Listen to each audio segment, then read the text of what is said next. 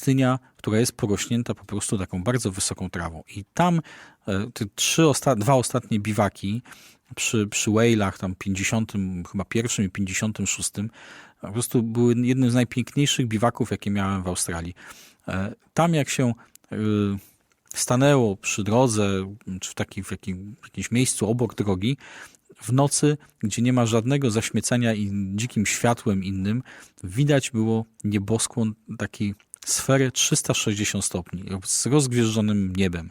Jeszcze jak nie było księżyca wtedy, to było to rewelacyjnie wszystko widać. Słuchajcie, takim akcentem właśnie skończymy dzisiaj przejazd Canning Stockiem, ponieważ Canning Stock dalej za pustynią Tanami tak naprawdę już się kończy. Kończy się w miejscowości Biluna. To jest kolejna aborygeńska osada, już troszeczkę większa niż ta Kuvaniti i taka bardziej zorganizowana, ponieważ ona leży przy takim dużym traku, Tanami Track, przy dużym szlaku Tanami Track, którym sporo ciężarówek jeździ, tam są kopalnie złota w okolicach, dużo ludzi się kręci, i ta wioska po prostu z tego żyje. Niemniej przyjmuje się, że właśnie w tej chwili w Bililunie kończy się Canning Stock, bo Canning Stock za czasów pana Canninga był poprowadzony aż do Halls Creek. Ale Halls Creek i Kimberley to będzie w następnym naszym spotkaniu, także pokonaliśmy bez żadnego problemu większego cały Canning Stock. Jestem z siebie i z moich kolegów bardzo, bardzo dumny. Polecam każdemu, jak ktoś ma trochę odwagi, żeby pojechać na Canninga. Ja się wybieram w przyszłym roku, bo chcę zorganizować tam kolejną wyprawę na Canning Stock. To będzie duże przedsięwzięcie, też koło czerwca, czyli dokładnie za rok. Także jak ktoś by był chętnych, to zapraszam do kontaktu jakiegoś, to więcej tam... To więcej informacji będę mógł powiedzieć. W każdym razie czerwiec 2016 rok, Canning Stock Road, kolejna nasza wyprawa, taka duża, do której trzeba się bardzo fajnie przygotować. Dziękuję, słuchajcie, za tą godzinę. Zapraszam na przyszły piątek, też na godzinę 17. Też wracamy z powrotem do Australii. Michał Synowiec, podróżnik Radia Wnet, podróżnik bardzo daleki, australijski tym razem. Do zobaczenia.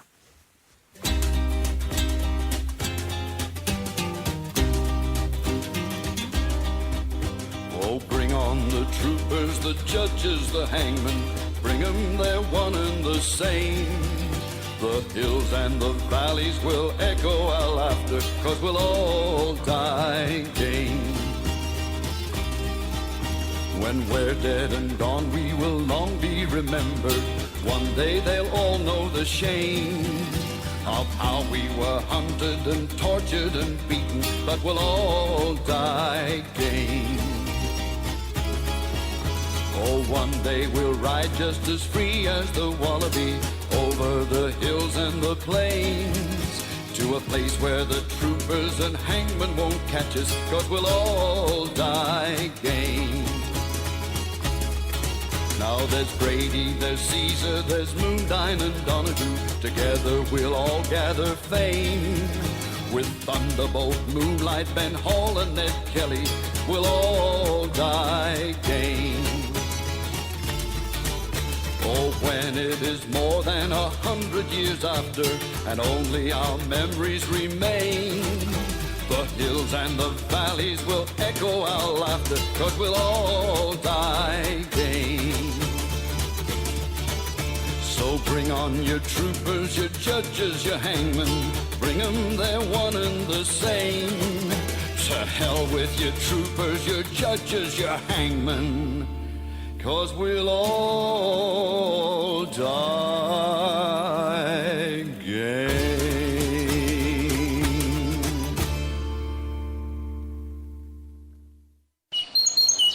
Tu Radio Wnet.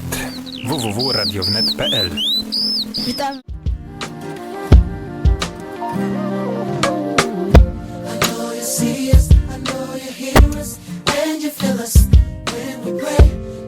Understand us, see deep inside us, translate tears and take them away. I'ma be honest, there are times, your ways and methods I don't understand. You seem so far, tell me who you are. I know your touch, but can't see your plan. I'm lost in this thing called life. Left to me now feels right. It's your turn now, I wanna be where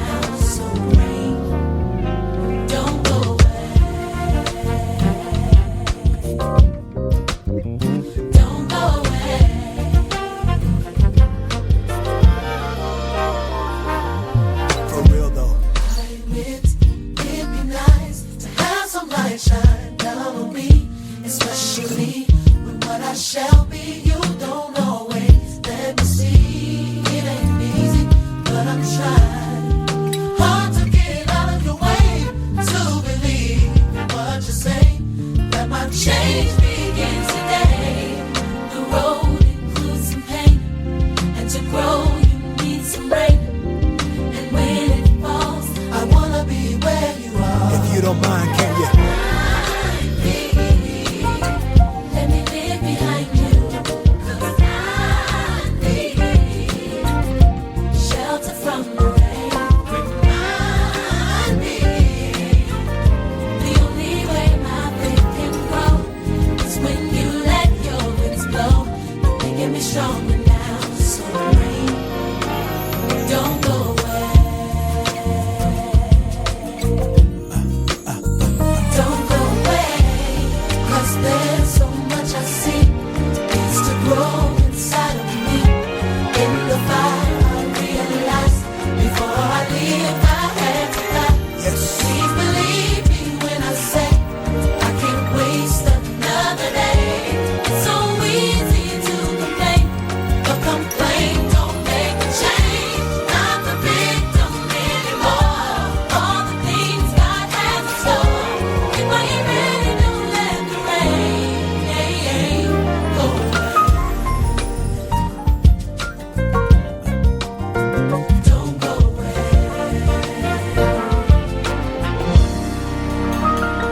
Jesus, I need, can I just hang out behind you?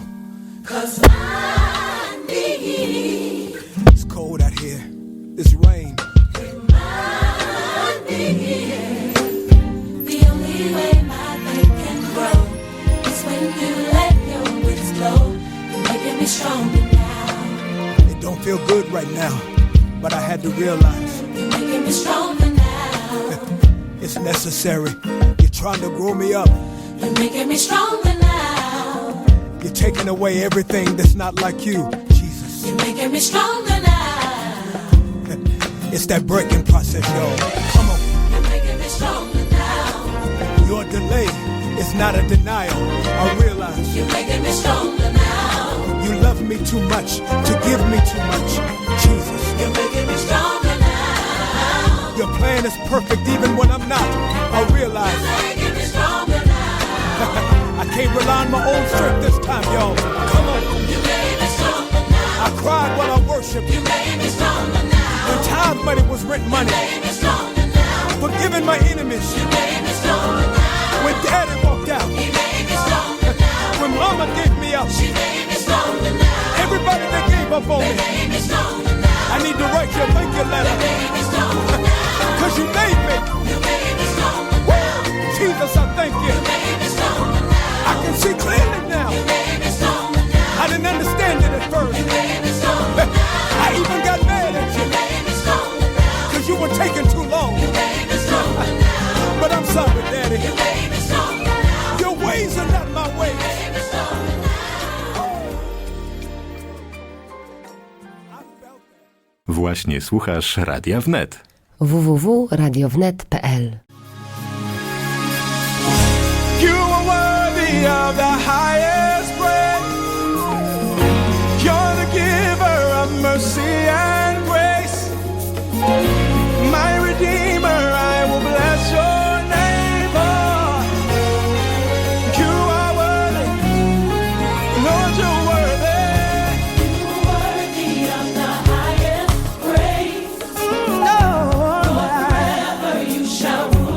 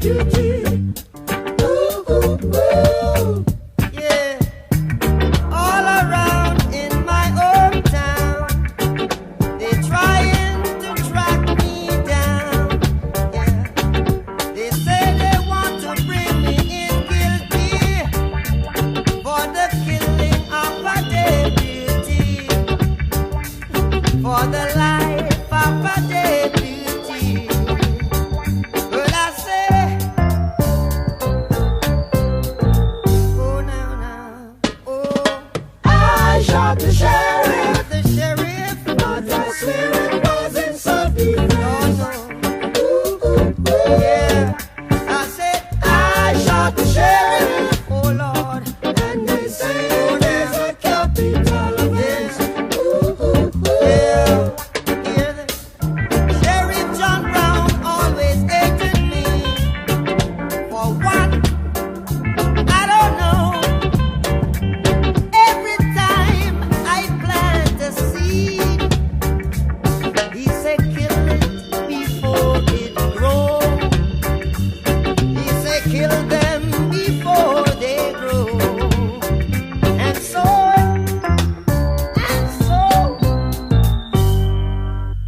read it in the news. I shot the sheriff, but he said it wasn't self-defense. Where was the deputy? I say I shot the sheriff, but I swear it was in self-defense. Yeah.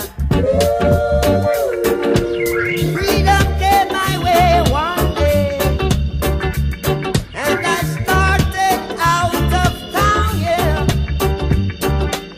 All of a sudden, I saw Sheriff John Brown aiming to shoot me down.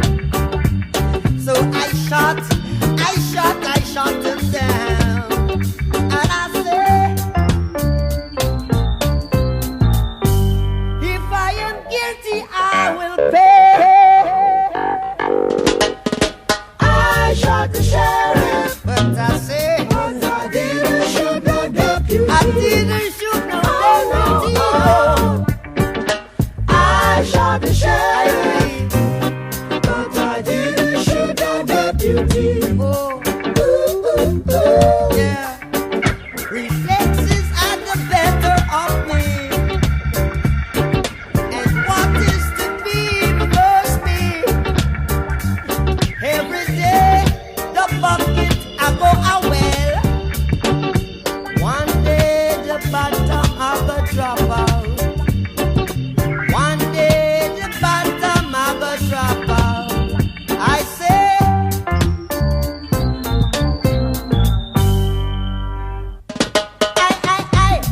I shot the sheriff. Lord, I didn't shot the deputy. No. Yeah, I shot the sheriff, but I didn't shoot no deputy. Yeah, so yeah.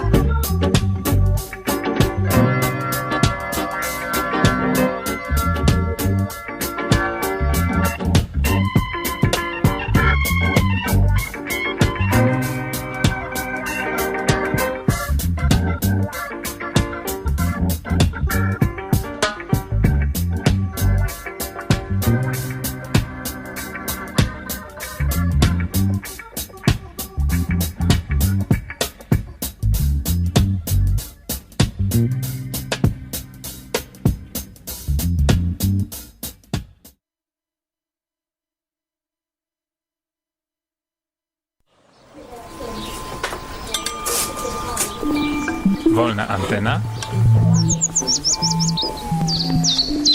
Radia Wnet.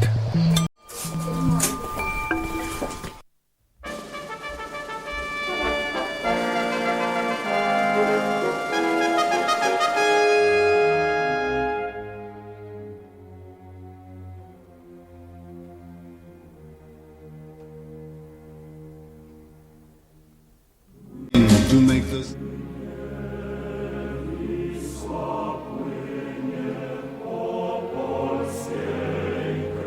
up and down.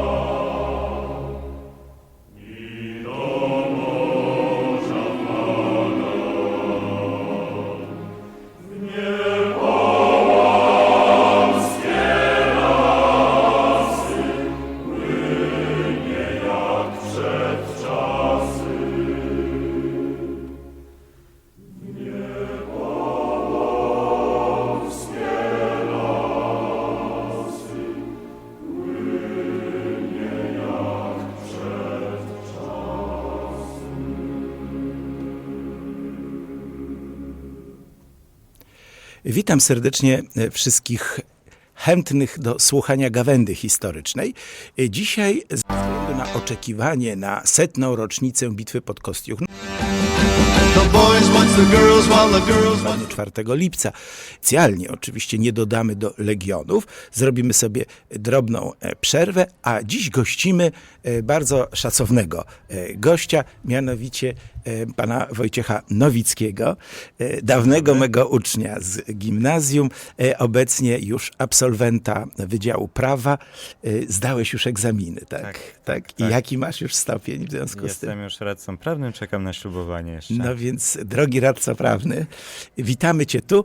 Może nie tyle z powodu twoich prawniczych osiągnięć, które są bardzo zacne i godne pochwały, ale twoich podróży do Rosji. O ile pamiętam, to pierwszą podróż odbyliśmy razem. Tak, to było chyba w 2007 roku, 2000, czy 2008. Tak, Nie 2000. pamiętam, wtedy na Syberię pojechaliśmy wspólnie. Tak, spędziliśmy te właśnie opowieści, które państwo, którzy dawno nas słuchają, pamiętają jeszcze sprzed wielu lat, dotyczyły nas razem. Pamiętasz, jakie miejsca wtedy żeśmy odwiedzili? Byliśmy w Republice Chakaskiej, w obwodzie tomskim, w Irkucku, no i nad Bajkałem na wyspie Olchon. Tak, i to były rzeczywiście bardzo piękne przygody, bo prawie ponad 3 tygodnie, tak? No ponad prawie z dojazdem miesiąc. to miesiąc. Z dojazdem miesiąc. Przypomnę tym, którzy by chcieli, Wojciechu, ile się jedzie koleją do Irkucka? Z Warszawy, jeżeli cały czas jeździ ten jeden wagon do Irkucka, to jest 5 dni pociągiem. No więc kto wytrzyma 5 dni, ale czy nudziłeś się w czasie tej jazdy? Nie, bo było bardzo sympatyczne towarzystwo. No więc bardzo ważne, zabrać dobre towarzystwa, przy tym słuchajcie, widoki. Jednak ja pamiętam, ja nigdy nie przejechałem całej trasy tak jak ty za jednym razem, tylko kawałkami. Znaczy widoki są te różne.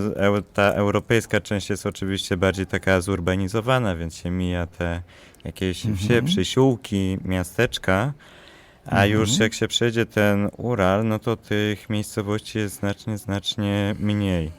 Ta część bliżej Europy zachodnia jest taka bardziej trawiasta. Im dalej na wschód, tym więcej coraz drzew. Tym bardziej to wszystko jest lasiste. Tak. I to jest rzeczywiście ta Syberia, którą przekazali nam przodkowie ze swych opowieści. No tak, tylko że właśnie Rosjanie to się dziwią troszeczkę, bo dla nas Syberia to się zaczyna za Uralem i kończy się na Pacyfiku. A dla Rosjan Syberia to jest tak w sumie tylko to centrum, bo już za Bajkałem to jest Daleki Wschód, tam się zaczynają inne rejony. No i też jest tak, że jak my mówimy Syberia, no to mówimy o miejscu, z którego już się generalnie nie wraca. Że jest tam Takie zimno, miejsce bez powrotu. zimno, nieprzyjemnie, więcej jest niedźwiedzi niż ludzi, a w lecie to tam jest cieplej niż u nas, jest naprawdę bardzo dużo ludzi i region jest naprawdę fantastyczny i też się mocno rozwija. Dość powiedzieć, że w Nowonikołajewsk, Nowosybirsk. No, w Nowosybirsku jest 1 albo 2 linie metra. Tak, bo to jest ponadmilionowe miasto. No ale dla nas był fascynujący Tomsk. Tak, Tomsk był bardzo sympatycznym miastem, bo to jest miasto poza tą główną linią transsyberyjską. Legenda mówi, że kupcy tomscy zapłacili dużą łapówkę, żeby przesunięto o kilka kilometrów na południe linię kolejową. Transport konny, z którego oni mieli zyski. Tak. No dzięki temu ten Tomsk nie został tak zeszpecony budownictwem industrialnym. No i zachowało się tam naprawdę sporo fantastycznych domów w takim stylu syberyjskim, tam z przełomu XIX-XX wieku. Tomsk ma najstarszy na Syberii uniwersytet 1880, jakoś tak. Jest miastem takim akademickim, spokojnym, naprawdę bardzo sympatycznym. No jedyna rzecz, która go dotknęła, to jest to miasto zamknięte, co wzbogacano tam uran czy pluton, coś takiego. To największa podobno na świecie produkcja bomb atomowych. To jest właśnie w Tomsku 7, ale to jest na północy. Tak? Ale to jest tam w tych rejonach. Ale generalnie tam nie próbowaliśmy wchodzić, więc Tomsk naprawdę był bardzo sympatycznym miastem. Dodajmy, że w Tomsku przepiękną architekturę drewnianą projektował i rozwijał brat męża Orzeszkowej, Florian Orzeszko. Jest taka ulica Kuźniecka, gdzie prześliczne są te drewniane domki. No a styl syberyjski przez Witkiewicza przywieziony pomiędzy górali zakopiańskich stał się stylem zakopiańskim. Tak? Szczególnie zdobienia naliczników, czyli okiennic. Tak, to jest okien. naprawdę przepiękna rzecz, która tam jest i jest naprawdę w dużej ilości, ale niestety, ponieważ to jest drewno i to wymaga dużych nakładów, żeby to zakonserwować, no to niestety to powoli popada w ruinę w dużej mierze. No a myśmy jeszcze tam widzieli wypalone miejsca, gdzie No tak, jacyś nieznani sprawcy zabytki podpalają. No niestety tak to jest. No a jakie wrażenie na tobie Bajkał wywołał? No Bajkał jest miejscem, no, które naprawdę warto zobaczyć. Raz w życiu. Przynajmniej. Respekt i jest naprawdę, chce się powracać. No, jest spokojny, ale jest spokojny i majestatyczny, tak bym powiedział. Jest naprawdę czymś niesamowitym, bo w sumie w Bajkale jest tyle samo wody, co w całym Bałtyku, objętościowo. Tak. A jeżeli byśmy w Suwałkach postawili jeden kraniec Bajkału, to drugi kraniec by gdzieś wylądował pod Pragą czeską, więc... Jak nie dalej, tak. Jak nie dalej. 770 kilometrów długości. Więc no poza tym jest to ponoć chyba najstarsze jezioro na świecie, więc ten ekosystem też jest unikatowy w skali świata. To, co ja sobie tak jeszcze zapamiętałem, jak byliśmy na Olchonie, to niesamowita jak gdyby paleta barw. Ten Bajkał ma kolor i jest krystalicznie czysty, pomimo tego, że tam Rosjanie usilnie starają się go zabrudzić od ponad wieku, budując różnego rodzaju zakłady dookoła, to pomimo tego ta woda jest krystalicznie czysta, jest zimna jak cholera, bo ma około 12 stopni. No, bywało i tak. Ale myśmy trafili na mały Bajkał, gdzie się No można tak, było kąpać. no tak, znaczy kąpać się tak, że człowiek wbiegał do tej wody, chwilę w niej postał i potem wybiegał, bo było już za zimno. Przynajmniej ja tak miałem. Ale no ta barwa od ciemnych takich granatów po kolory takie jaśniejsze, po prawie zielone, naprawdę jest ta paleta tych barw jest niesamowita, a poza tym jeszcze Bajkał no, jest otoczony takimi wzgórzami, które dodają dodatkowo jak gdyby takiej uroku temu całemu miejscu. No, dodajmy, że Olchon to jest tajemnicza wyspa Burjatów, posądzany zresztą o to, że w pobliżu na takiej samotnej wyspie, gdzie widzieliśmy buddyjskie stupy, czyli coś w rodzaju kapliczek, no, miał być pochowany Chingis Khan. No to jest jedno z tak, ale to... To jest jedno z legendarnych miejsc, no, oczywiście bardzo potrzebne miejscowej ludności, która... Natomiast prześliczna była tak zwana szamanka, czyli potężna skała wystająca bezpośrednio z Bajkału. Tak, to wyglądało trochę jak taki wielki tron kamienny, bo to jest... Przy tym spaliśmy w pobliżu. Tak. Już, tak. Znaczy miejsce było tyle zjawiskowe, że pomimo tego całego piękna tej skały i tak dalej i jak gdyby trochę jej sakralnych konotacji, to obok, tam gdzie spaliśmy, nie wiem czy pan pamięta, była dyskoteka. Tak. Tylko, że ta dyskoteka, o ile jeszcze sama dyskoteka nie była tak uciążliwa, o tyle uciążliwy był agregat prądotwórczy, który generalnie burzył już cały urok tego miejsca wieczorem i w nocy. To nam niestety dało do wiwatu. Ale to jest właśnie ten urok takich miejsc, takiego połączenia tego wszystkiego, tych dawnych rzeczy z nowymi. No tak, no wystarczy z nowoczesnością. żeby zniszczyć nam cały urok. Niemniej uciekliśmy z tego miejsca. Tak, troszeczkę na północ. Paręnaście kilometrów, chyba ze 20, bo Olchon ma prawie 100 kilometrów. No i wpadliśmy na taki szatański pomysł zobaczyć o świcie Bajkał. Jak ty to wspominasz? Znaczy ja to wspominałem tak, że jak wróciliśmy, wtedy zrobiliśmy ze 40 kilometrów na piechotę, bo żeśmy się zgubili. Tak. No to Znaczy, wyprawa była fajna, ale to raz wystarczy. Ale już byś wolał czegoś takiego nie poszło. Nie, widoki były naprawdę niesamowite, bo ten wschód słońca, kiedy to słońce powoli wschodzi i się pojawiają takie bardzo,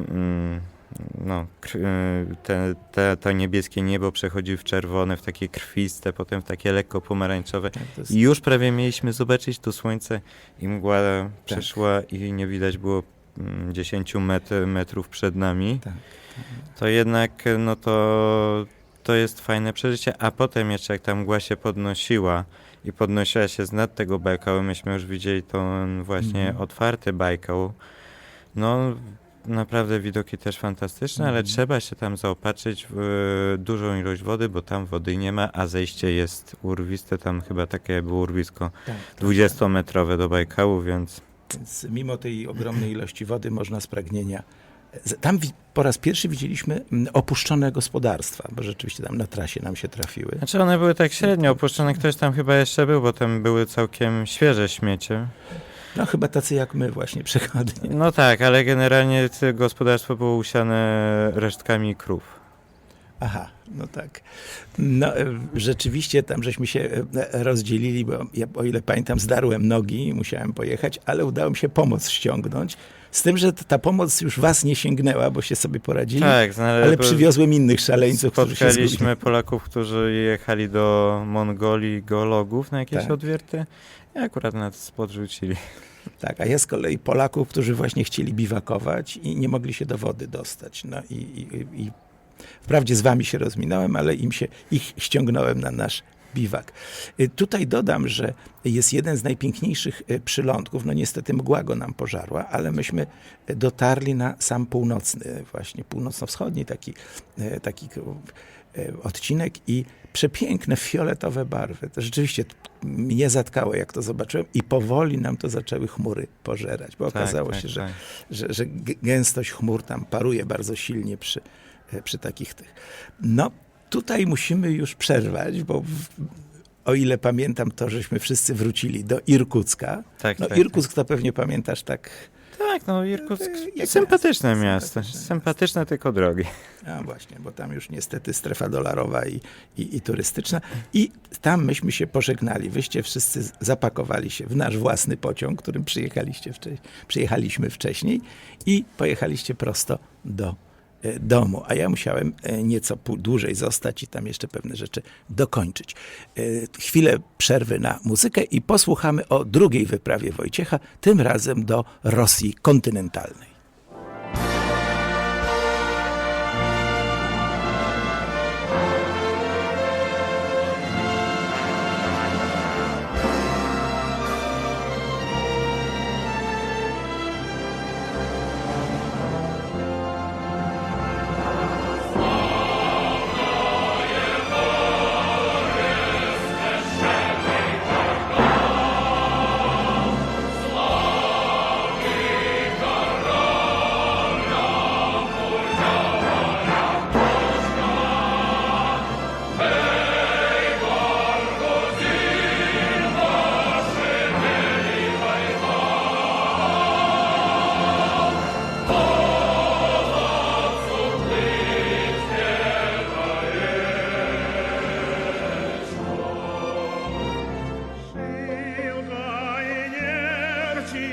Страшный теперь, горная стража меня не поймала, в дебрях не тронул прожорливый зверь, пуля стрелка миновала.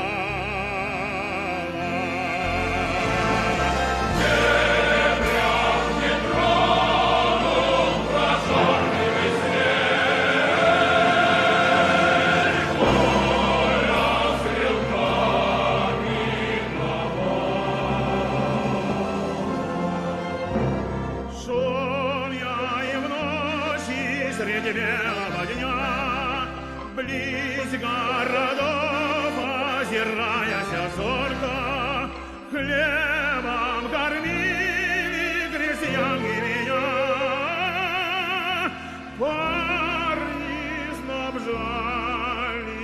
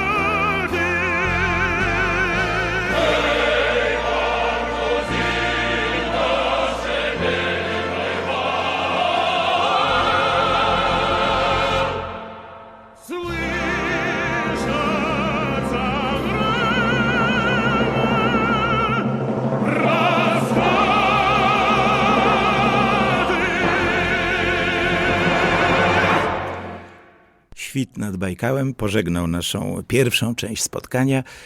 Wojtek bowiem odbył wyprawę w zeszłym roku do centralnej Rosji nad Wołgę. Tak.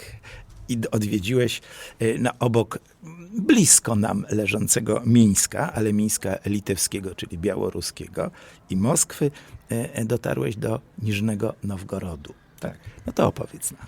Znaczy miasto jest... Jak się przyjeżdża, to się dworzec kolejowy mieści się bliżej Moskwy i to jest ta część nowa, taka radziecka, więc to wygląda tak, jak można sobie wyobrazić. Jak cała reszta. Jak cała reszta. Ale Niżny Nowogród, ta centralna część, ta stara część, leży po drugiej stronie Oki, jednej z rzek rosyjskich, która w tym miejscu akurat wpada do Wołgi. No i Oka jest tak 2-3 razy szersza od Wisły, a Wołga to już w ogóle. To jest 8. No, co najmniej. I tam leży, poza tym, że mamy Kreml, bo to oczywiście stare ruskie miasto z olbrzymim Kremlem, który zresztą jest wpisany na listę dziedzictwa UNESCO. Niżny Nowogród był w XIX wieku, no, do rewolucji, miastem kupieckim. Bardzo bogatym skądinąd i zachowały się nawet całkiem spore kwartały takich willi kupieckich, właśnie już też można powiedzieć w stylu tym takim syberyjskim z dekoracją drewnianych, więc też podatnych niestety na niszczenie. Ale ten Niżny Nowogród jest o tyle, znaczy ja też byłem pierwszy raz w Moskwie w trakcie tej wyprawy i Moskwa wydała mi się strasznie przytłaczająca. A Niżny Nowogród jest miastem takim bardzo sympatycznym, spokojnym. Takim lepszym do mieszkania. Tak, tak. Naprawdę, jeżeli miałbym mieszkać gdzieś w Rosji, to Niżny Nowogród byłby gdzieś tam wysoko na liście propozycji.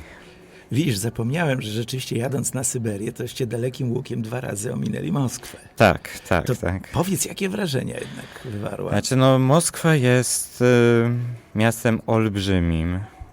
I jak ja widzę w centrum miasta ulicę, która ma 12 pasów, no to robi wrażenie. Ale też, znaczy Plac Czerwony też oczywiście robi wrażenie, bo jest to naprawdę olbrzymi plac. Mury Kremla są naprawdę, czegoś takiego w Polsce się nie uświadczymy, bo sam Kreml jest jak niejedno polskie miasto. Jest w tym jakaś swego rodzaju na pewno magia, można powiedzieć, jakiś urok tego miejsca, ale jest też coś takiego, że to miasto przerosło chyba samo siebie, bo w tym mieście teraz bodajże mieszka 10 milionów ludzi, czy już nie pomnę ile. I jest naprawdę strasznie wielkie, strasznie głośne i też takie no niesympatyczne chyba w sumie do mieszkania, bo jest takie bardziej nastawione na samochody niż na ludzi, którzy poruszają się na przykład na pieszo, więc przejście z jednej części do drugiej, żeby zobaczyć coś, czy jeżeli ktoś na przykład niekoniecznie wie, jak podjechać komunikacją miejską, no to jest naprawdę często ciężkie, tym bardziej, że tam przejścia przez te 12-pasmowe jezdnie. Szybkim biegiem. No szybkim biegiem albo kilometr do najbliższego przejścia podziemnego. Mogę cię tylko pocieszyć, że Moskwa jest prześliczna zimą, a najlepiej nocą. Znaczy nie, to ja nie twierdzę, że Moskwa jest brzydka, ale takie moje pierwsze wrażenie było takie, no myśmy byli zaledwie 2 dni w Moskwie, więc co to jest? No, bo nocowaliście, tak? Tak, nocowaliśmy. Jak pierwszy raz nocowaliśmy, to się wybraliśmy na Plac Czerwony, poszliśmy odwiedzić towarzysza Uljanowa, póki tam on jeszcze leży sobie. To chodzi o Lenina, tak? O tak, o Lenina. Leży, wygląda Stwierdziliście, że leży. Stwierdziliśmy, że leży, chociaż czy on jest prawdziwy, to nie wiem, bo wyglądał tak trochę jak taka plastikowa lalka. Widać tylko jego twarz, bo ręce są przykryte futrem.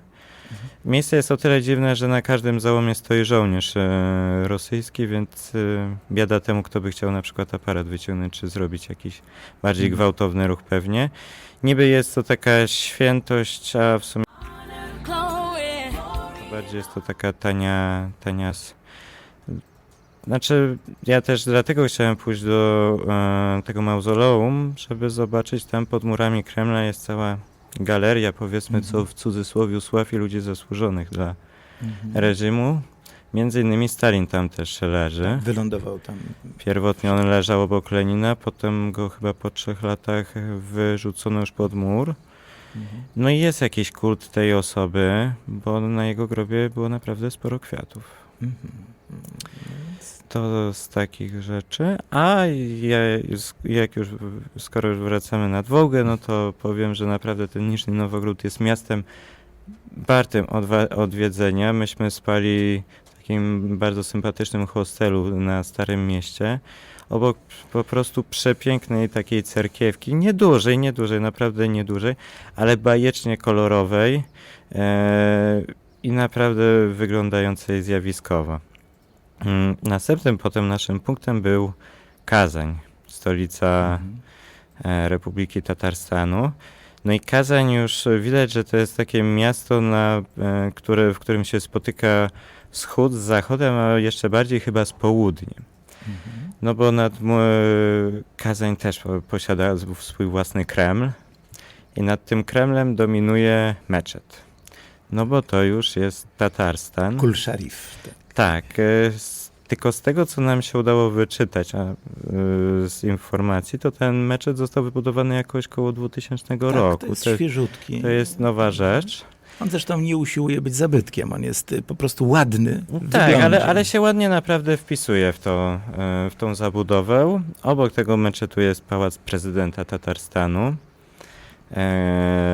I tu warto też podkreślić, że Tatarstan jest na tle tych wszystkich republik taką republiką, która potrafi dbać o własną odrębność, czego przykładem jest choćby taka bardzo prozaiczna rzecz, ale to, że w komunikacji miejskiej, jak są ogłoszenia o przystankach, najpierw jest ogłoszenie po rosyjsku, potem po tatarsku, a na końcu po angielsku.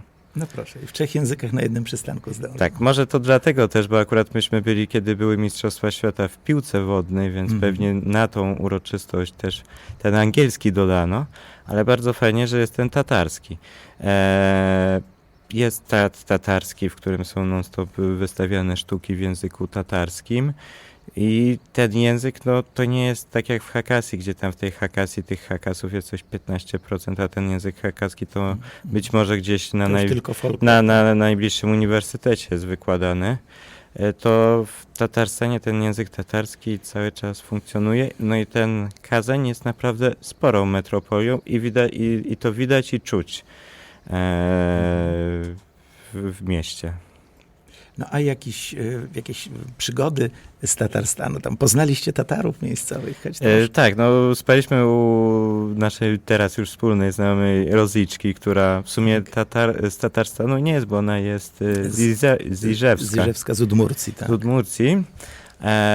Jej córki wiem, że miały na uniwersytecie tam język tatarski, się go uczyły trochę, ale tam potrafią powiedzieć parę słów. To nie jest tak, że ten język jest obecny na ulicach Kazania, ale razem z moim kolegą wybraliśmy się do miejscowości Bułgar, który leży z jakieś około chyba 150 km na południe nad Wołgą.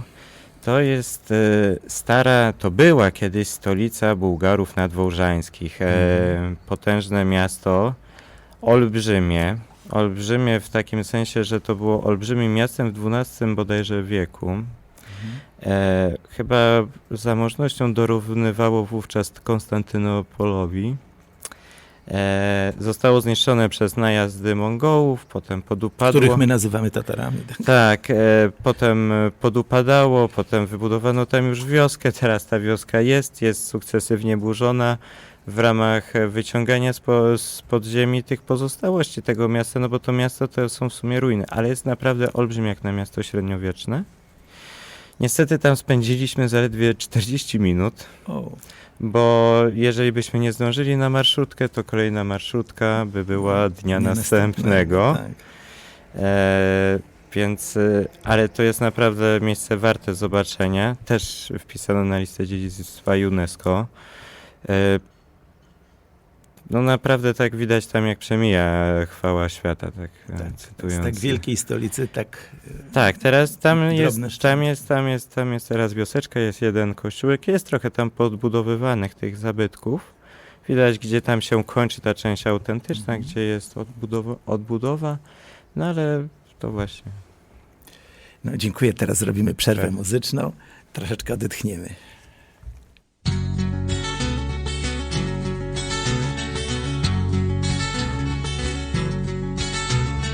Лес одевается яркими красками, птичка уж в нем не поет. Солнце дарит нас последними ласками, тихая осень идет. Солнце дарит нас последними ласками, тихая осень идет. Радости прошлые, радости дальние, что до меня в жизни ждет. И собираются думы печальные, тихая осень идет. И собираются думы печальные, тихая осень идет.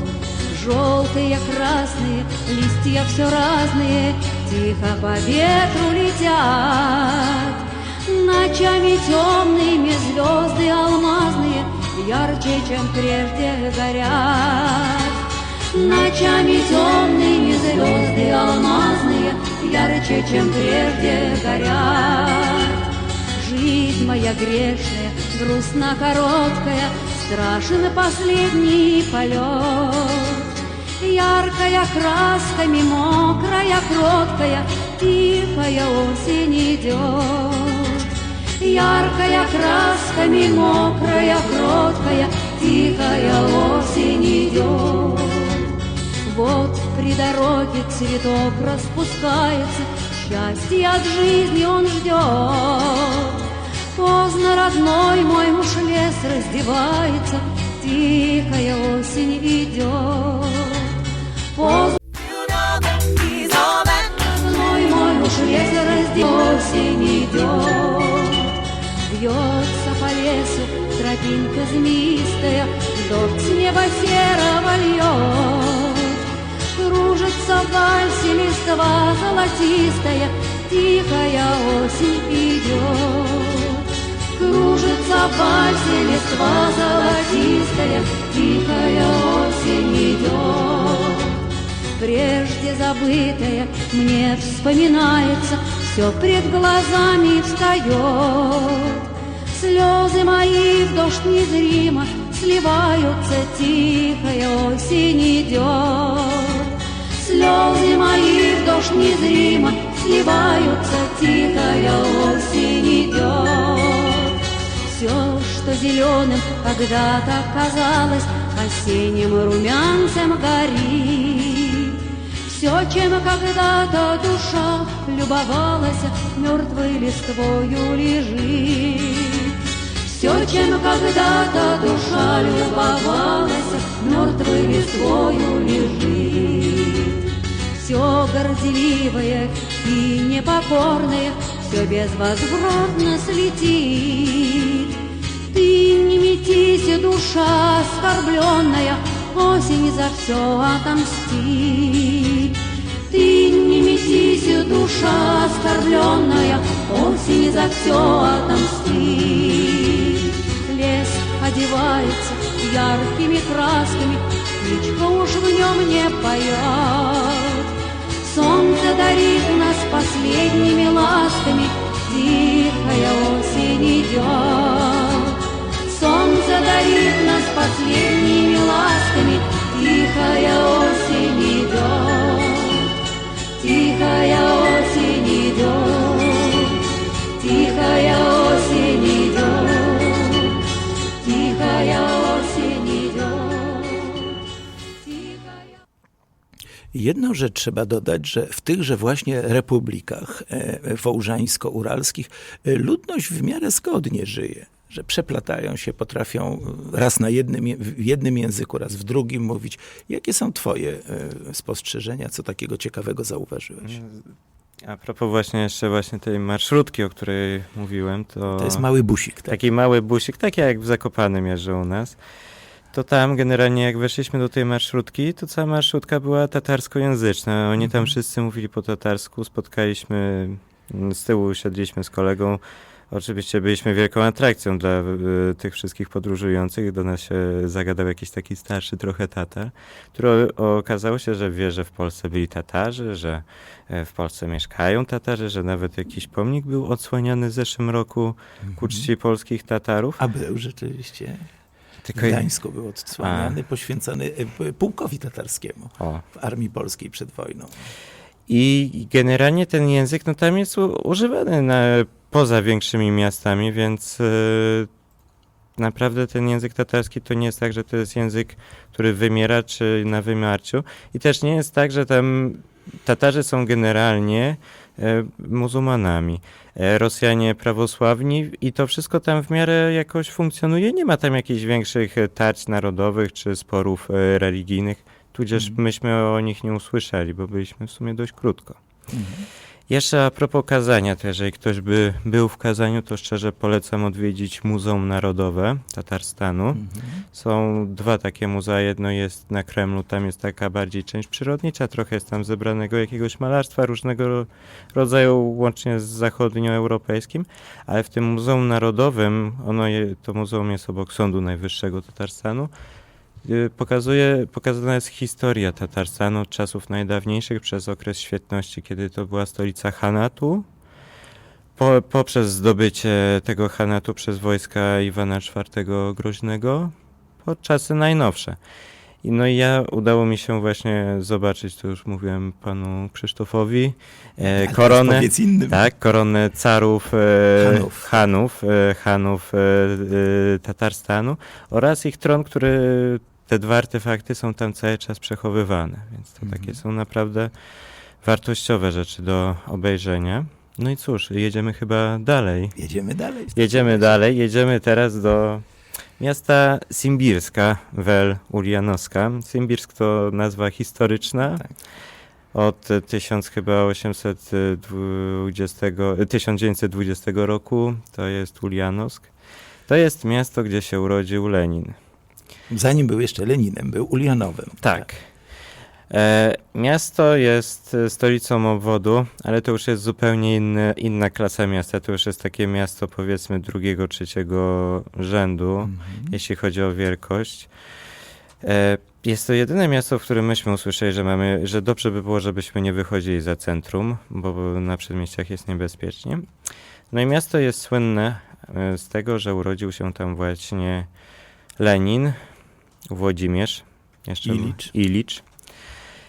I kiedy on doszedł do władzy, to cały ten kwartał, tą całą uliczkę, gdzie on się tam rodził, gdzie mieszkał, no to się stało miejscem, może nie kultu, ale zostało to zachowane, zakonserwowane.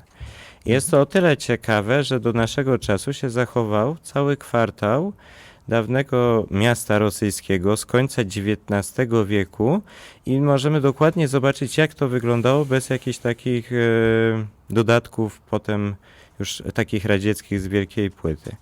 Byliśmy w domu jego urodzenia. Dom z racji, że Lenin był przywódcą klasy robotniczej, był spory, bo rodzice wywodzili się z tej klasy uciskającej. Jego ojciec był urzędnikiem takiego chyba niższego szczebla. Kuratorem szkolnym, tak. I był pochodzenia kałmuckiego. Tak. Matka z kolei była miała pochodzenie szwedzko. Tak, nazywała się Maria Blank. Tak. Więc krwi takiej czysto rosyjskiej u Lenina było nie za wiele, o ile prawie wcale. Oczywiście chyba ten wystrój, co oni nam pokazywali, to był wtórny. Za dwoma warstwami szkła kuloodpornego można było zobaczyć futro jego ojca. Też był kuferek, pani nam pokazywała, bo jak zobaczyła, że ktoś przyjechał z daleka, no to nawet się nami obsługa tego muzeum zainteresowała. Pokazywała nam kuferek, gdzie Lenin miał ponoć naklejać fragmenty gazet, jak był małym dzieckiem. No, dom sympatyczny do mieszkania, tylko ja właśnie tak się cały czas zastanawiałem, wychodząc na podwórko tego domu, jakby świat wyglądał, gdyby na przykład Lenin nie dożył wieku dorosłego, o ile XX wiek mógłby być spokojniejszy, bo No, taka trwożliwa refleksja. No trwożliwa, no ale też postać w Jest sumie... niestety groźna. No i w Rosji cały czas ten kult Lenina jest. Tam jak gdyby za całe zło, które wyrządził komunizm, to w sumie jest zrzucane na Stalina. Lenin jest uważany za taką postać raczej pozytywną historycznie, a przynajmniej którą się czci. No i o tyle jeszcze jest ciekawe w tym Ulianowsku to, że tam stworzono taką całą trasę, że jak się idzie po takich kropkach namalowanych na chodnikach, to się przychodzi do miejsca, gdzie Lenin kupował sobie słodycze, gdzie Lenin odbywał pierwsze lekcje, a co jest w ogóle chichotem historii, to Lenin chodził niedaleko nad Wołgą, jest jego gimnazjum. Dyrektorem tego gimnazjum w tym czasie, kiedy on był uczniem, był Kireński, ojciec Aleksandra Kireńskiego, przyszłego premiera, którego Lenin obalił. Tak, więc jest to w gimnazjalnej rodzinie jest taki naprawdę chichot historii.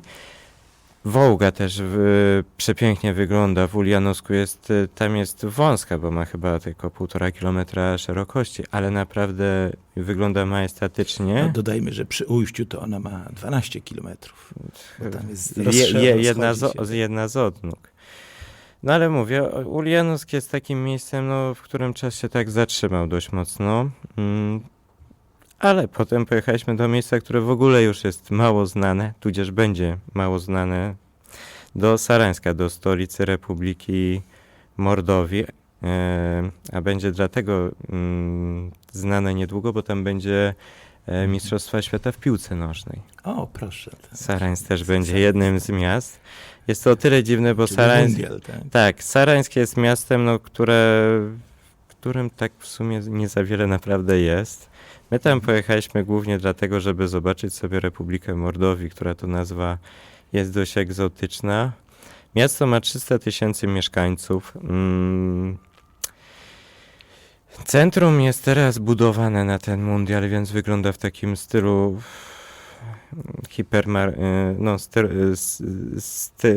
w stylu styropianu. Jest to dla mnie taki dość mocny kicz. Ale miasto jest o tyle fajne i ciekawe, że znaczy nie ma czegoś takiego jak jedna narodowość mordowińska. Mordwinów. Oni się składają z dwóch nacji. Większej Erksi i mniejszej Mokshi i jeszcze jest jakaś trzecia, która jest pomijana, o której się dowiedzieliśmy w pociągu, tylko że zapomniałem tej nazwy. No to już dobrze, że te dwie pamiętałeś, to cię podziwiam. Tak, w mieście jest cerkiewka z XVII wieku. Widzicie, że kocham żyć. Miasto jest z XVII wieku. Te ludy były ludami pasterskimi, nie stworzyły nigdy własnego państwa, czy tak jak Tatarzy. No i ta ich narodowość jest taka bardzo mocno przytłumiona. O tyle zauważyłem kontrast pomiędzy tym Sarańskiem a Kazaniem, że w Sarańsku Sarańsk bardzo mocno popiera Putina i jego politykę. Były tam cała galeria, jak to Sarańsk wysyła pomoc bratniemu Krymowi w tirach, gdzie tam obok może jakichś opatrunków przewożono jeszcze karabiny dla zielonych ludzików. Wszelką pomoc, jak to I o ile w Kazaniu ta flaga Tatarstanu, która jest czerwono-biało-zielona, ten biały to jest wąski paseczek, to w Sarańsku jest o wiele mniej tego podkreślania własnej odrębności, tego, że to jest stolica Mordowii. Odrębnej republiki, tak. Tak. No ale też jest tak, że ta Republika Mordowii jest bardzo biedna, bo Sarańsk ma 300 000 mieszkańców, następne miasto ma 50 000, a potem to już mamy mieściny rzędu 10 000 mieszkańców. No i wioski, tak. I dopiero w tych wioskach ten folklor i ta narodowość tak, więc no zobaczymy. Znaczy rozwinie jak miasto na euro. I jeszcze taką ciekawą rzecz powiem, bo oczywiście za każdym razem jak kupowaliśmy bilety, no to sprawdzano nasze paszporty. O ile jeszcze w Moskwie to nasze paszporty nie wzbudzały dużego zainteresowania czy entuzjazmu, o tyle w Sarańsku pani miała problem, żeby wpisać nasze imiona i nazwiska w alfabecie łacińskim. Stukała długo w klawiaturę, szukając łacińskich liter, tak jak ja stukam, szukając liter rosyjskich, gdzie są. I powiedziała nam, że jesteśmy pierwszymi turystami z Europejskiego Sojuza w tym roku, których ona obsługuje na głównym dworcu kolejowym. A to był już koniec sierpnia. No to słuchaj, to jednak zaszczyt was jakiś spotkał. Byliście pionierami, którzy tam dotarli. Tak. I dodam tutaj do moich słuchaczy, przetarli drogę następcom. Drodzy Państwo, na tym będziemy kończyć. Wojtku, bardzo Ci dziękuję, żeś się zgodził, że podzieliłeś się tą wyprawą. A tych, którzy nam słuchają, piszcie do nas, jeżeli chcecie się dowiedzieć, jak zwiedzić europejską część Rosji i wrócić cało. Dziękuję Ci bardzo za uwagę. Serdecznie. Posłuchajmy hymnu Tatarstanu, wykonanego w 2 językach.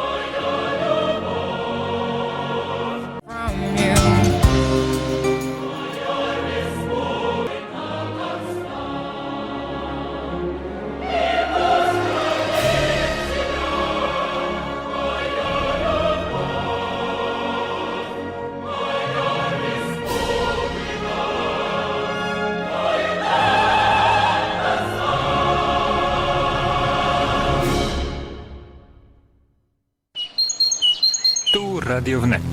www.radiownet.pl. Witam bardzo.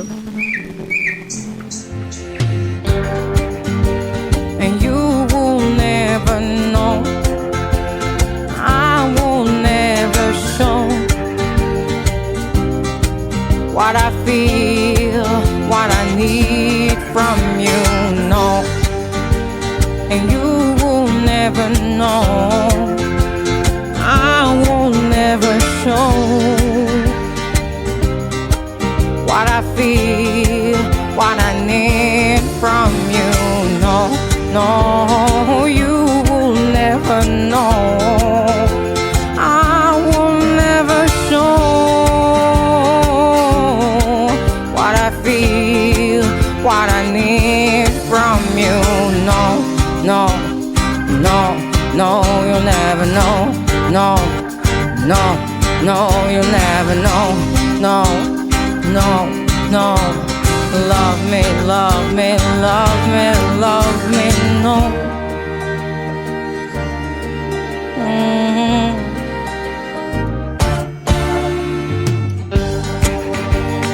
You will never know.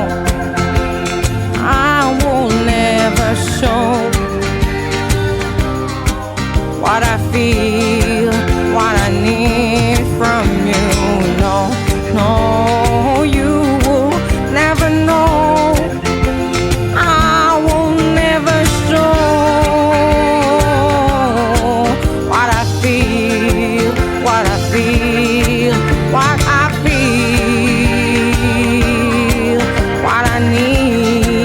what I need from you. No.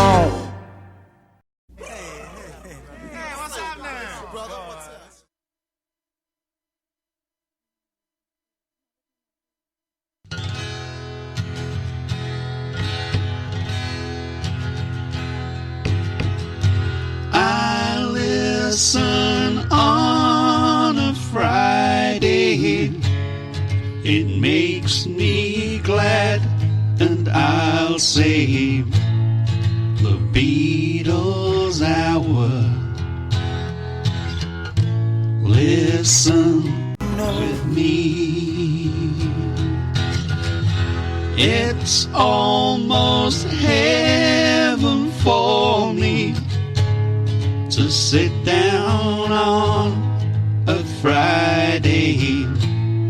The Beatles hour. Listen with me. And I'm so happy to hear her sweet voice.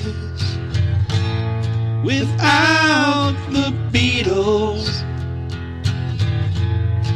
what would life be? I listen on a Friday. It makes me glad, and I'll say the Beatles hour. Listen with me. Listen with me. Listen with me. Now shut up! Shut up, Timmy! I've had enough of it! I can't stand it anymore! I'm getting off! Don't get hysterical! Hello from Radio Wnet, the studios in Warsaw. Beautiful, glorious sunshine, very, very warm. And let's keep our fingers crossed nothing will go wrong today. I'm sure it wouldn't. I was assured by our boss that everything will go perfectly well, and I know it will be. And hello to him who says he's listening. Hello to you, Krzysztof. Okay, and I'm here with Kuba Hoff, who is fabulous producer, and he is trying always the best, and I know he is fantastic for this radio, so on any radio, in fact, brilliant work that he always does. And we've started with Jeff Chandler and the Everlys jingle. Also, we had Ringo on this famous coach, Magical Mystery Tour coach. And if you see this clip perhaps on YouTube, you can catch it. In this clip you can see our guest who is sitting right behind Ringo on this coach. It is Jamie Crowley, and she is with us, our guest. She told us all about it. First, she told us how it all started, that she got involved with anything to do with the Beatles. And first it actually was the fan club. But this is Jenny. I obviously got into the Beatles, if you like, with Love Me Do. But it wasn't until A Hard Day's Night was being filmed, and a couple of my friends who had agents at school actually got parts in A Hard Day's Night. And on the way back from filming, one day one of my friends, Vicky, popped into the fan club in Monmouth Street. And she came into school and said it was really friendly. All the ladies there were really nice, and that they would welcome people going along, and also that the Beatles used to go there quite regularly, which wasn't actually true. But anyway, it convinced me, and I started going there after school and then in the school holidays.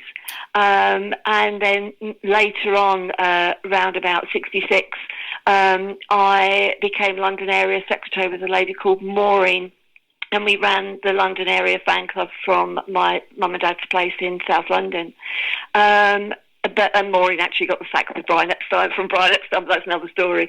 But it was a hard day's night that sort of brought it all to the fore and sent me to the fan club. So I'd love to hear A Hard Day's Night just to remind me of those lovely days.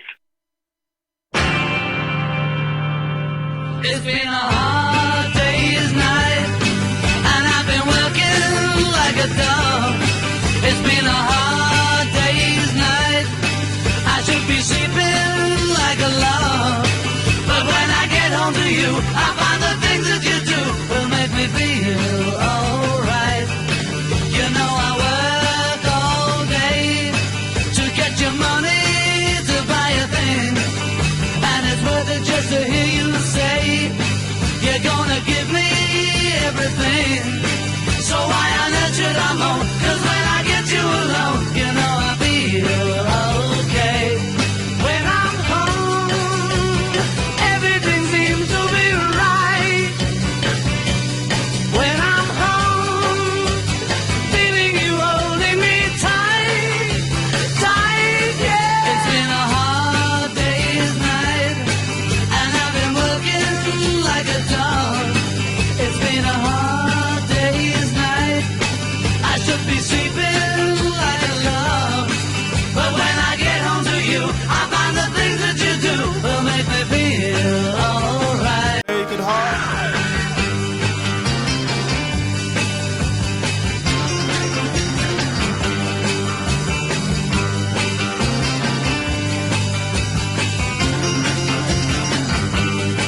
So why on earth should I moan? 'Cause when I get you alone, you know I feel okay. When I'm home, she said everything seems to be right. When I'm home, feeling you holding me tight, tight, yeah. It's been a hard day's night, and I've been working like a dog. It's been a hard day's night, I should be sleeping like a log. But when I get home to you, I find the things that you do will make me feel alright. You know I feel alright. For you dying the truth. You know I feel.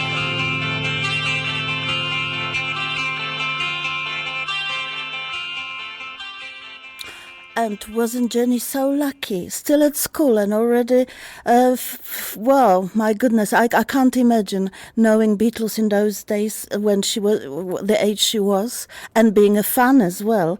Absolutely wonderful.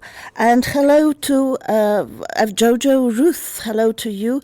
And Jojo had an unfortunate incident on her holiday, and she ended up in hospital after that, which we now have to wish her to get better soon, as she's still got headaches and things.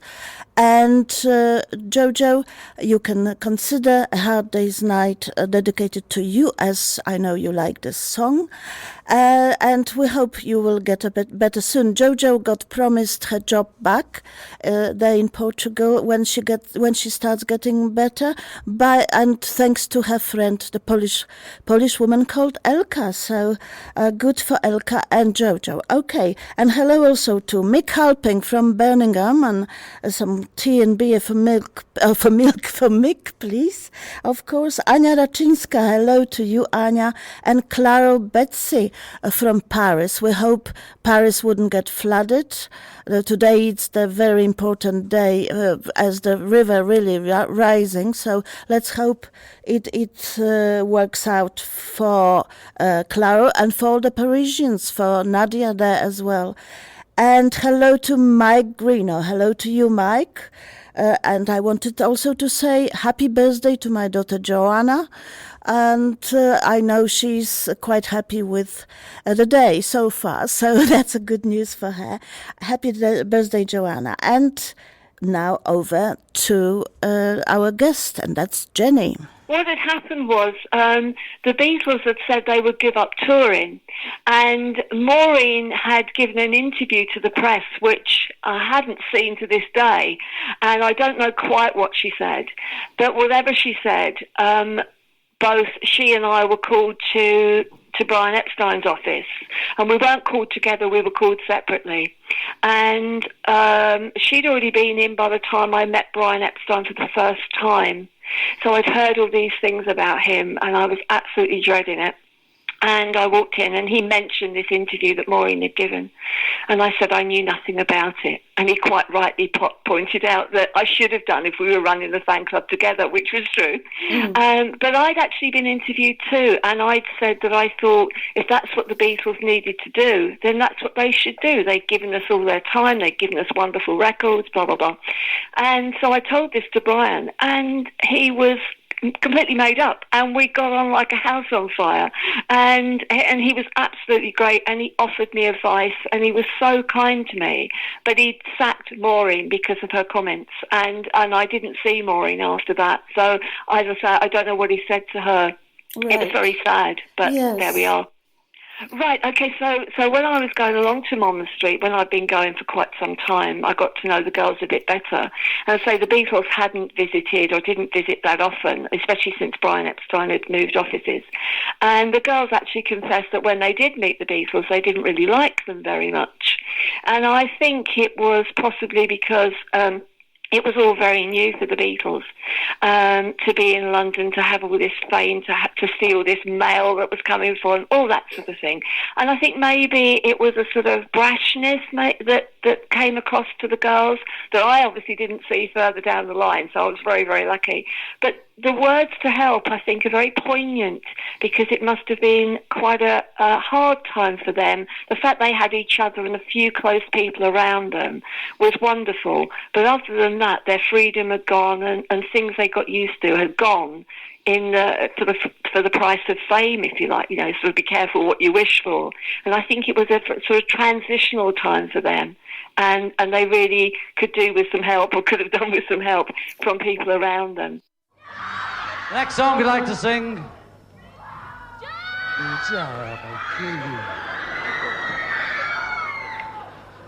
is our latest record.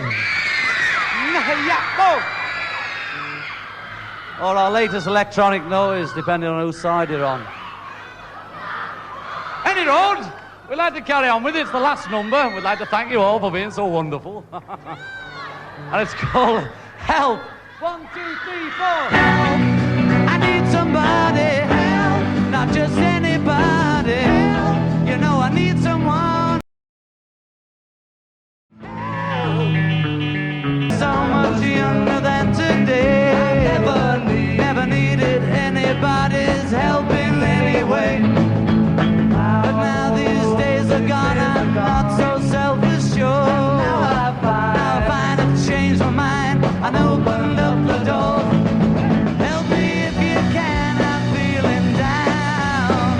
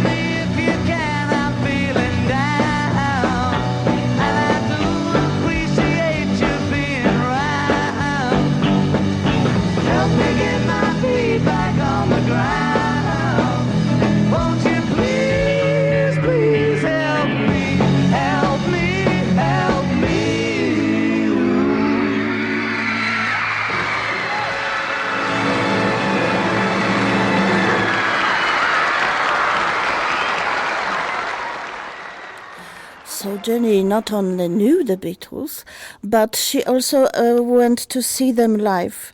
And she went to Royal Albert Hall to see them live there. She, together with the Rolling Stones. But before we hear what she's got to say about that, I wanted to say big hello to Kathy B. Lovely from South Carolina. Yes, I got it right. And hello also to Michael from Sydney, who stays up for us. Michael, thank you very much that you staying up there over there in Australia all the way. And hello also to Ray and Kathy, lovely two ladies from Michigan in Romeo, of course, and it's sunny and lovely weather there. So hello to you girls, and nice to have the lunch with the Beatles with us. Okay, and this is Jenny. Royal Albert Hall in 1963. My goodness, that must have been very exciting. That was September, I believe. That was September. It was called the Great Pop Prom or something. It was like an awards event. And so it was the first time I'd seen them. And my tickets cost 3 and 6, which was something like 12.5p or something nowadays, or some 15 pence or something. And we were right up in the balcony, way up in the balcony. And the Stones were on the same bill. I mean, the Beatles and the Stones on the same bill. And anyway, we watched it all through. And at the very end, after the Beatles had been on, they did a sort of look round the audience and waved, and they were waving high. And I was absolutely convinced that George had waved to me. I could, yards and yards and yards, almost miles away, but I swore that he did. And I got home and said to my mum that George had waved to me. And but then, that was, say, September 63, and almost to the day, 4 years later, George was sitting next to me on a coach going to Cornwall to make another film, to make a film, Magical Mystery Tour. And I would never, ever have believed that could happen in a month of Sundays. It was totally, unbelievable. 1, 2, 1. I wanna be your lover, baby. I wanna be your man. I wanna be your lover, baby. I wanna be your man. Love you like no other, baby, like no other can. Love you like no other, baby, like no other can. I wanna be your man. I wanna be your man. I wanna be your man. I wanna be your man. Tell me that you love me, baby. Let me understand. Tell me that you love me, baby. I wanna be your man. I wanna be your lover, baby. I wanna be your man. I wanna be your lover, baby. I wanna be your man. I wanna be your man. I wanna be your man. I wanna be your man. I wanna be your man. Wow!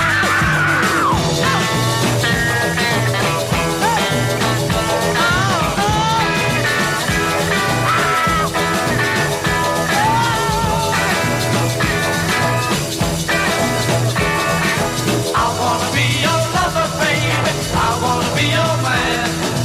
I wanna be your lover, baby. I wanna be your man. Love you like no other, baby, like no other can. Love you like no other, baby, like no other can. I wanna be your man. I wanna be your man. I wanna be your man. I wanna be your man. I wanna be your man. I wanna be your man. I wanna be your man. I wanna be your man. Yes, I Wanna Be Your Man, and that was chosen, the song was chosen by Jenny, who, of course, she said on the bill there was Rolling Stones and the Beatles there in Royal Albert Hall, and of course both covered this song, but Jenny insisted we play Ringo's version. She loves Rolling Stones though as well. And Roland Porter, hello to you, Roland, from Illinois. Roland's got this fabulous group, Lennon and the Beatles. It's a really great group. Check it out if you're interested, because he's got really great stuff there. I'm really enjoying his group indeed. And hello to Mick Francis there in Dublin. Mick is apparently enjoying the sunshine while he's listening to us, which is nice. And Mick and I will do the show together on the 17th of June. That will be Paul McCartney's birthday. And maybe some other shows, although I'm finishing for the summer. When it comes down to love, you Then the Radio of Net goes of repeats, I'm afraid. Well, maybe I record a couple of shows. Okay, and now it's back to Jenny. When I actually met them on Magical Mystery Tour, it was a very different story. Not so much, I still liked him, but it was a very different story because I've met lots of people in between. I've met lots of bands and I'd worked with different people, even though I was still at school. I was very lucky.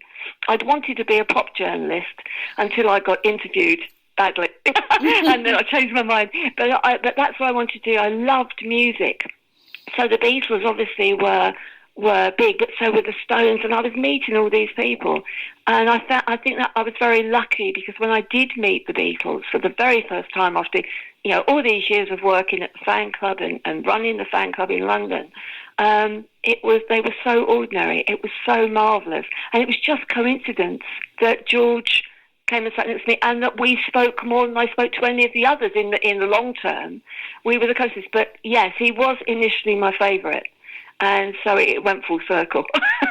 So the filming finished in September, and I went back to school. And I'd already said to George that I was at school, and he said I shouldn't be at school. He didn't believe in it. But this was pre the Apple Shop, so this is September. Right. And so we met up in between times, the Beatles and myself in between. And then Christmas there were a couple of parties actually to do with Magical Mystery Tour, and the Apple Shop had opened. And so George said, obviously, was I still at school? And then said, don't go back. Go and get a job at the Apple Shop. And I didn't. I did go back to school. And it took me, I think about 3 months. I think it was March. I eventually went along to the Apple Shop and saw a chap called Caleb Ashburton-Dunning, who was the assistant manager. And I remember saying to him, George has said I should come along, but please ask the others because I don't want them to feel that I'm only here as a sort of hanger-on, I suppose that's what I meant. And anyway, I went home and the next day I got a phone call from Caleb saying he'd checked with the others and that it was all right for me to go and work there. Now, whether he had or not, I don't know, but that's what he told me. And I went to work there the following week. It was, as I say, we did hit it off. It was really strange because a few weeks before Magical Mystery Tour, before I knew about Magical Mystery Tour, in fact, before Brian Epstein had died, I'd gone to see a friend and there was a huge poster on the tube station with this chap called the Maharishi, who was having a lecture. And I went to see my friend and said, I'd love to go and see that, having no idea that the Beatles would go. I didn't actually go, but obviously the Beatles did. So it was really weird. There was this link going through. And then obviously Brian Epstein died, and that's why Magical Mystery Tour sort of went as it did. It was sort of made up as we went along. Yes. And so I had that idea, I had that sort of, I suppose, the philosophy behind it. I was very interested in it. So when I met George, he was genuinely interested in everybody and everything and whatever. And I remember saying to him that I loved people. I was a people watcher. They fascinated me. And he was telling me how difficult it was for him, and probably the rest of the Beatles, but for him especially, because he couldn't go anywhere and he couldn't really do anything and his freedom had gone. And it was like almost a mistrust, if you like, of certain people. Yes, he was a very private person, I think, as well. And some of the shocks they'd had on tour and threats and whatever had really got to him, I think. And that's why we started talking. And he asked me what I believed. And I remember saying to him, if you have lots of tins of food, but you take the labels off of them all, that until you go inside, you don't know what's there. And he thought that was amazing. So what I was actually saying was, you know, you could have peaches, you could have beans, you could have something that's gone off, but you have to really look inside people to know what they're really like. And he thought that was great. And then he showed me, he gave me that experience of what he went through by saying to me, when we were actually arriving at the hotel, he just said to me, watch. And we were arriving at the hotel in Newquay, and there was hardly anyone around. And then suddenly people started to appear. And within a short space of time, they were banging on the side of the coach, and we were just surrounded by people. And I remember just looking at him, and he said, now do you see? And obviously I did. It was sort of on the inside looking out from his world, if you like. Indeed. So that was a really touching, that was a really sort of, I don't know, I'd say intimate moment. It certainly was an insight as to how they had lived for such a long time with the fame and whatever. So I could see it from his point of view. It must have been wonderful for him to be able to talk to you as well, to someone other than the Beatles, basically. Yeah, maybe. Yeah, I think because, as I say, I was very lucky when I did meet them, and they were just fabulous. I can't fault them. They were so down to earth and very caring. So it was almost like a family on the coach, if you know what I mean. And I think because I was one of the youngest on there, you know, I was I think second youngest because it was little Nicola, and then I was the next one up. Yeah. They really did look out for me, or seemed to. And as I say, it was just a fluke that that George had come to sit where he'd sat, you know, and we just started talking.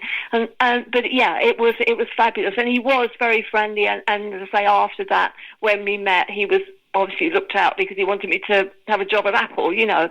It was that sort of thing. And I think he thought the philosophy was right. Apple had a philosophy, or should have had a philosophy behind it, whereby we all looked out for one another and that sort of thing. And being so young and so naive, I didn't know any bad things, really. So I was quite pure and innocent. And so were my thoughts, you know, and my views. So I think that part of it too, the naivety, if you like, that we could all live in peace and harmony, and I still hope we can, but that sort of thing sort of swayed him a bit, if you know what I mean. And next, what Jenny chose is Within You, Without You, and that's because they were talking, and they were talking a lot, her and...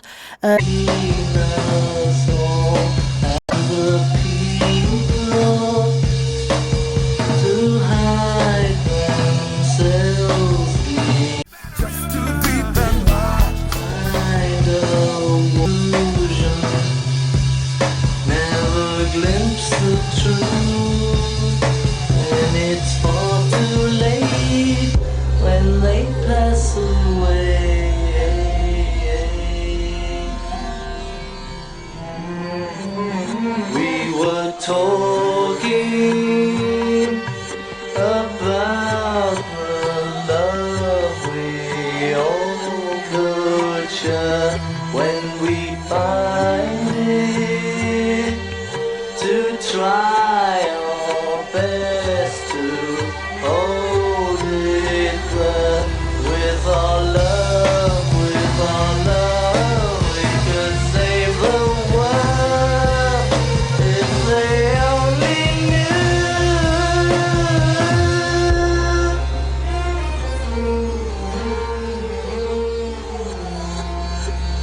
try to realize it's all within yourself. No one else can make you change. And to see you're really only very small, and life goes on within you and without you.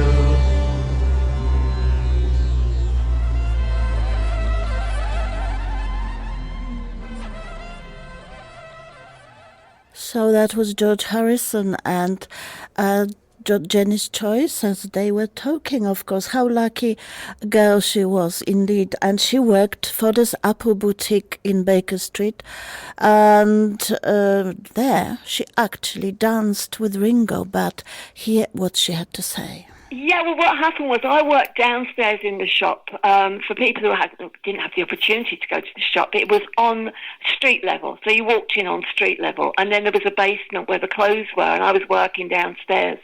But I was actually on street level. I was at the top of when Ringo came in one day, and we started going down the stairs together, side by side, just chatting, and then we both realised that it synchronised. We were walking down the stairs a bit like the scene in Your Mother Should Know. So we started swinging our arms and laughing, giggling.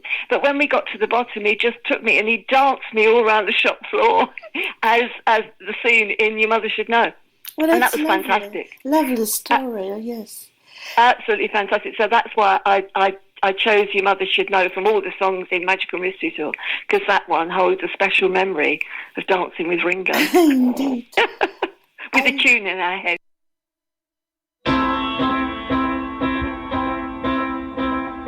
Let's all get up and dance to a song that was a hit before your mother was born. Though she was born a long, long time ago, your mother should know. Ooh, your mother should know. Sing it again. Let's all get up and dance to a song that was a hit before your mother was born. Though she was born a long, long time ago, your mother should know. Ooh, your mother should know.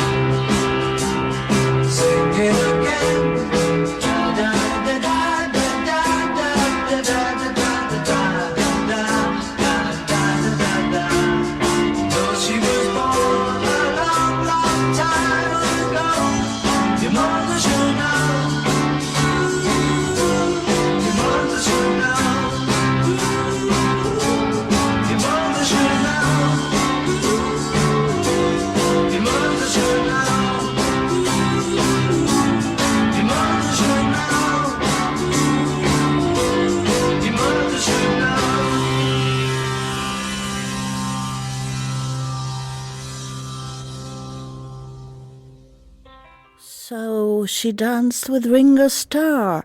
And Debbie Martin is not here with us today, but she's going to listen to the podcast so she can dream it was her, of course. Yes, and wasn't that nice story? And we've got some more, of course. But before that, I have to say congratulations to Franz Stellman and his lovely wife, Michelle. 24 years ago today, they met. And they haven't looked back since. They're very happy together, and we wish them best. Another 24 years, if not more, of course, 48 years, and so on. Have fun, both of you, as you do now, and all the best for you both. Okay, now we're back with Jenny. There is one story which I'm really curious about. You said that on the set of Magical Mystery Tour, you did some sewing on John on his flies. Now, what? How did you know that you were going to pick on that? Yeah, that was. There was a call. A call went out on the coach. Can anybody sew? And I said I could. And then, has anyone got a needle and cotton? And I had, because I had this little sewing kit, you see. And it turned out that John's trousers had come unstitched. So I just sat next to him on the coach and started sewing. And we didn't. I don't think we actually exchanged much of a conversation. I was just sewing away, and he was looking quite bemused by it all. And then, but what had happened was that I didn't realise. Again, I had no idea. I didn't have any scissors with me, and if you're sewing and you don't have scissors with you, then you break the cotton with your teeth. So, without a thought, I just bent down and broke the cotton with my teeth and said, "There we are," done. And I can still see his face to this day. I wish I saw it. I didn't. And then he got up and he went to get off the coach. And just as he was getting off, he went... Jenny Crowley actually was during the recording of the song in the studio when the beat record, and she fell asleep.